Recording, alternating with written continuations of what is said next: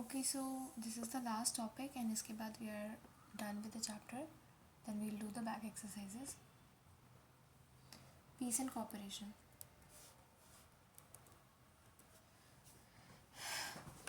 Do these states of South Asia cooperate with each other? कौन सी states? BIMS, NP जो मैंने आपको बताया था, ठीक है. Bhutan, India, Maldives and B से और क्या था? Bangladesh, Nepal, Sri Lanka, right.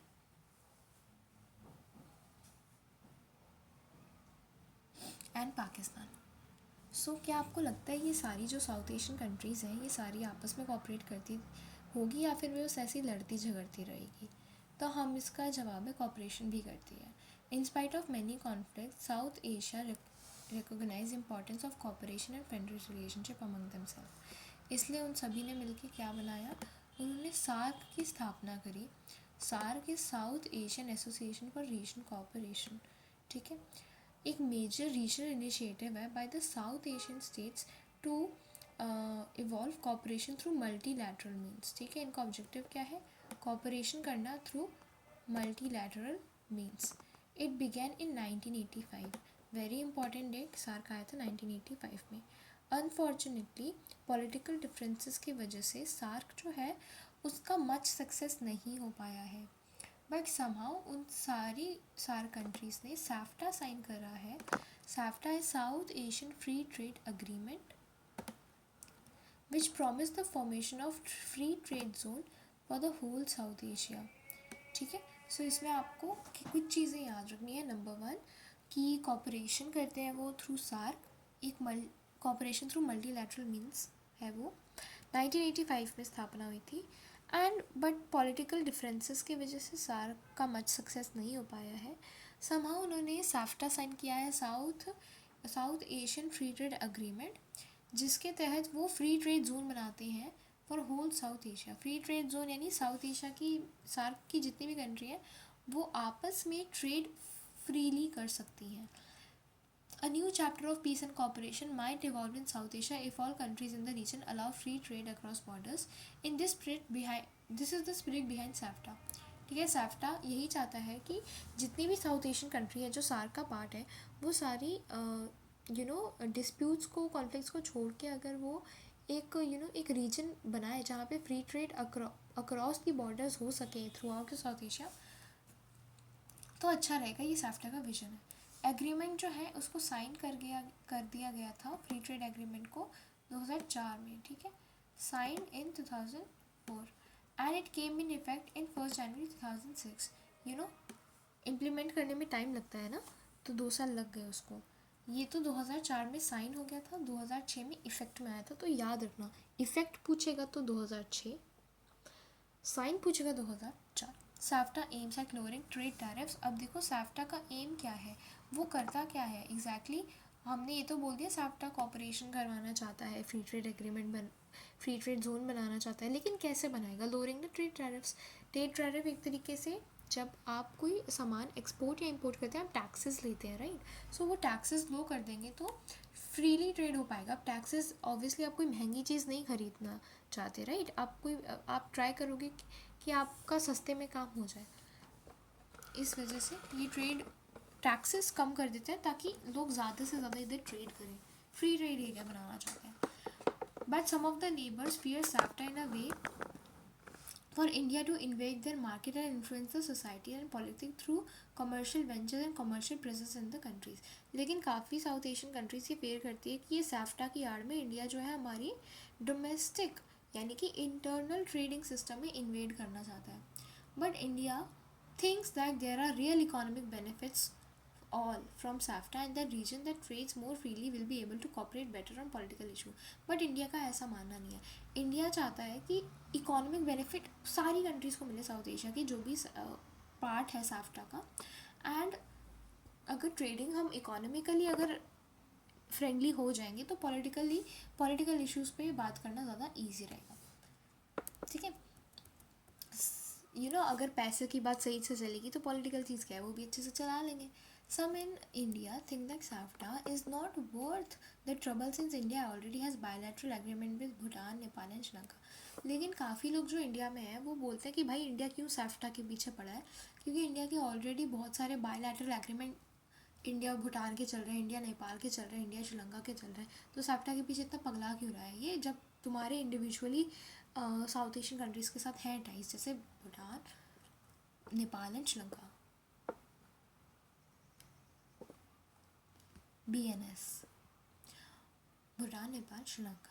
Although India-Pakistan relations seem to be a story of endemic conflict and violence, there have been series of efforts to manage tension and building peace. आपने देखा है इंडिया पाकिस्तान के रिलेशन बहुत ही harsh रहे हैं, कॉन्फ्लिक्ट प्रोन रहे हैं, violence भरा रहा है, बट ये दोनों फिर भी ट्राई करते हैं कि वो अपने टेंशन मैनेज कर लें एंड पीस बिल्डिंग पे काम करें. Two countries have agreed to undertake confidence building measures to reduce the risk of war. Social activists and prominent personalities have collaborated to create an atmosphere of friendship among the people in both the countries.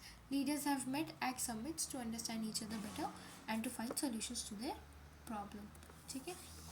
A number of bus routes have been opened between the two countries, India and Pakistan. में trade between the two parts of Punjab has increased substantially in the last 5 years. Visas have been more easily given. इधर basically India Pakistan के बदलते हुए बेहतर relations दिखा रहे हैं. Read कर लो एक बार, समझ लो, क्रक्स जान लो, ठीक है. बाकी इसको दोबारा रीड करोगे याद भी हो जाएगा. No region exist in vacuum. It is influenced by outside powers and events no matter how much it try to insulate itself from non-regional powers. सो ये वाला लाइन आप अपने आंसर्स में बेशक यूज़ करें. No region exits in vacuum. Vacuum आप समझते हैं जहाँ पे एयर नहीं होता तो वहाँ पे वैक्यूम बन जाता है, राइट. सो ये कह रहे हैं कि कोई रीजन अकेले अकेले प्रॉस्पर कर ही नहीं सकता, उसको आउटसाइड इन्फ्लुएंस चाहिए होता है, ठीक है. Together we grow stronger.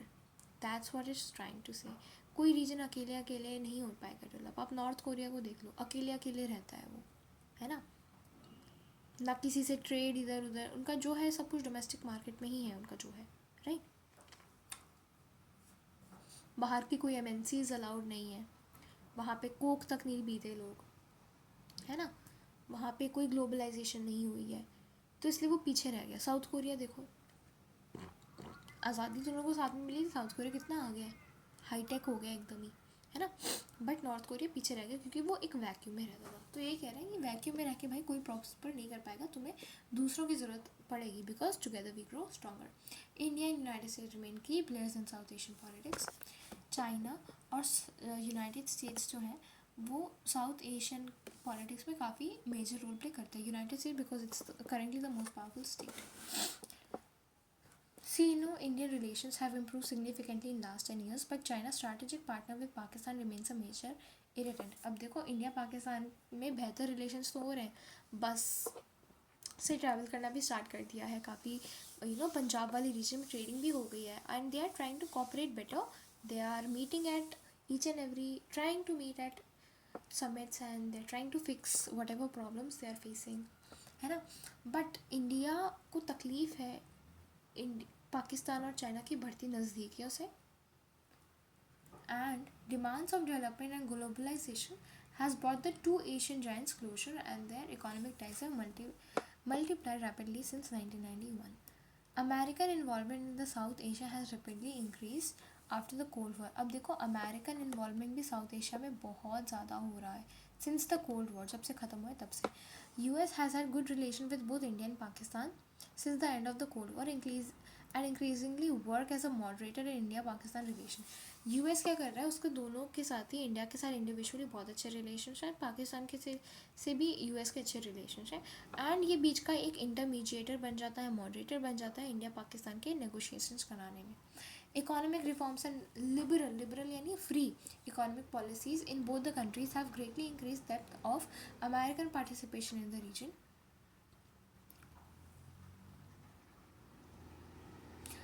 Large South Asian diaspora in the US and the huge size of the population and the markets of the region also give America added stake in the future of regional security and peace.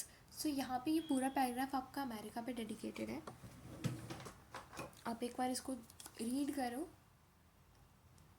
अपने book से and try to understand the crux, ठीक है। इसे basically कुछ नहीं है, मैं एक समरी दे देती हूँ उसका। बोला जा रहा है अमेरिका का इन्वॉल्वमेंट साउथ एशिया में बहुत है, खासकर इंडिया पाकिस्तान दोनों के साथ इसके इंडिविजुअली अच्छे रिलेशन है, और बीच में मॉडरेटर का भी रोल ये प्ले करता है, ठीक है। इकोनॉमिक रिफॉर्म्स और लिबरल इकोनॉमिक पॉलिसीज़ जो है दोनों कंट्रीज़ में, उन्होंने अमेरिकन पार्टिसिपेशन इस रीजन में काफ़ी बढ़ा रखा है। यानी इंडिया की इकोनॉमिक रिफॉर्म्स और बहुत ही लिबरल इकोनॉमिक पॉलिसीज़ है ना, इंडिया में उतने ट्रेड टैरिफ्स नहीं है, तो इस वजह से अमेरिकन पार्टिसिपेशन इंडिया पाकिस्तान में बहुत ज़्यादा हो रहा है। पाकिस्तान में भी लिबरलाइजेशन है ट्रेड में, ठीक है। Large south Asian diaspora in the US and huge size of population and markets of the region also give America an added stake in the future of regional security and peace.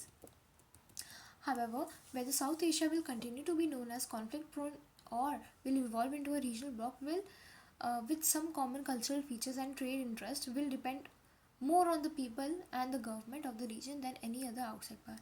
लेकिन ये US और ये China हमारा कुछ उखाड़ नहीं सकता। South Asia आगे चल के कॉन्फ्लिक्ट प्रोन रीजन ही रहेगा या फिर एक रीजनल ब्लॉक बनेगा, कॉपरेट करेगा साथ में, ये साउथ एशिया के लोगों पे डिपेंड करता है और साउथ एशियन गवर्नमेंट हेड्स पे डिपेंड करता है, ठीक है। कोई आउटसाइड पावर हमारा कुछ नहीं उखाड़ सकती, वो एक फैक्टर हो सकती है इन्फ्लुएंस का, बट मोर ओवर तो पीपल ही है जो रिफॉर्म्स लेकर आएंगे, right. Now let's do the back exercises. First आपको आइडेंटिफाई करनी है कंट्रीज़, जो भी हमने साउथ एशियन कंट्रीज़ पढ़ी उनको। Struggle among pro monarchy pro democratic groups extremist created an atmosphere of political instability. So ए का आपका नेपाल है। नेपाल जब हम पढ़ रहे थे तब हमने देखा था वहाँ पे प्रो मोनार्की भी थी, है ना, एक हिंदू किंगडम था वो, नहीं रुको नेपाल नहीं था वो, सॉरी, हाँ। Struggle among pro-monarchy, pro-democracy group and extremely creating atmosphere of political instability. This is Nepal. Landlocked country with multi-party competition. So this is Bhutan. Landlocked वही है, भूटान ही होगा इसका। First country to liberalize its economy. तो this is Sri Lanka, third का। D is आपका in the conflict between military and pro-democratic group. Military has prevailed over democracy, तो military जहाँ पे भी है वहाँ पे D is Pakistan. Centrally located shares border with most of the South Asian countries, so this is centrally हम India ही हैं, तो ई का इंडिया है। अर्लियर आइलैंड है, आइलैंड तो फिर वही हो गया ना आपका भूटान, सॉरी भूटान कह रही हूँ, मॉलडीव्स, ठीक है, आइलैंड तो वही है, सो यही है। Earlier island had a sultan as the head of the state, now republic बन चुका है। जी देखते हैं। Small savings and credit cooperatives in rural area have helped reducing poverty.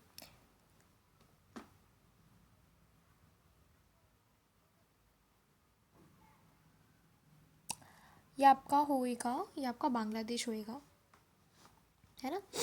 And H में landlocked country with a monarchy,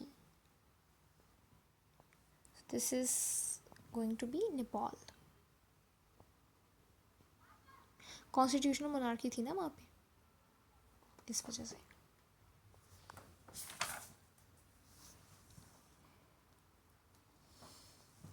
second question देखते हैं। Which among the following statements about South Asia is wrong? All the countries are democratic, so this is wrong, सारी नहीं है। Bangladesh and India have signed an agreement on river water sharing, सही है ये।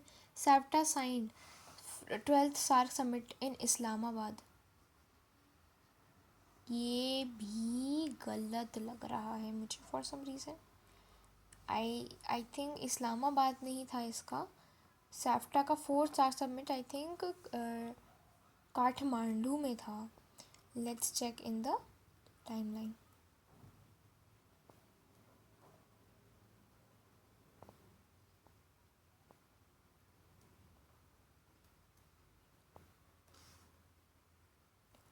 Eighteenth SAARC summit was in Kathmandu, 18th था, not 12th। 12th के बारे में कुछ लिखा है इधर? 12th के बारे में कुछ लिखा ही नहीं है इधर। ओके, सो 18th वाला काठमांडू में हुआ था।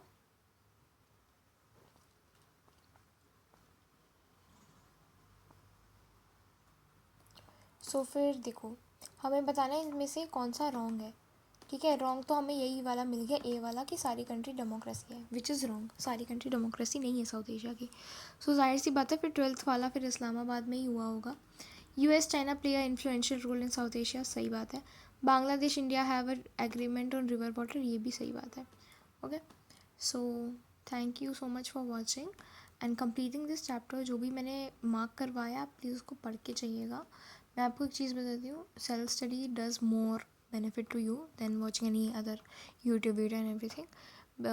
मेरा ये वीडियो बनाने का यही मकसद था कि मैं आपको मेन पॉइंटर्स मार्क करवा दूँ, आपको पता रहे कि कहाँ से आ सकते हैं क्वेश्चन, राइट। बिकॉज बोर्ड्स तो हर बंदा कर ही लेगा, अच्छे मार्क्स लाने हैं तो आप ऊपर ऊपर से भी चैप्टर पढ़ के चले जाएँ, अच्छे से याद करके हो जाएगा। मेन प्रॉब्लम आपको सीयूईटी में आएगी, एंड मेरा मेन उद्देश्य यही था, मैं इस तरीके से पढ़ाऊँ कि मैं एक एक लाइन मार्क करा दूँ आपको, जो कि सीयूईटी पर्सपेक्टिव से इम्पॉर्टेंट है, right. Do check out these answers on NCERT website, ठीक है। अगर आपको नहीं पता तो मैं आपको बता देती हूँ। अगर आप यहाँ पे एनसीईआरटी सॉल्यूशंस लिखेंगे, सॉल्यूशंस, साथ में आप लिख सकते हैं क्लास ट्वेल्थ पॉल साइंस, ठीक है। Alternate centres of power, not alternate, south Asia लिखते थे, साउथ एशिया आप लिखेंगे इधर, आपको लर्न सीबीएसई करके एक साइट आ जाएगी, and then you will get all the answers. देखिए, अभी जो हमने सॉल्व किया वही सेम कंट्रीज है सारी, एक का नेपाल, भूटान, इंडिया, पाकिस्तान, अभी हमने ये सारे किए। अब ये वाले जो क्वेश्चंस हैं, क्वेश्चन नंबर 3, 4, 5 जितने भी हैं, आप ये सारे एक बार यहाँ से पढ़ के जाइएगा।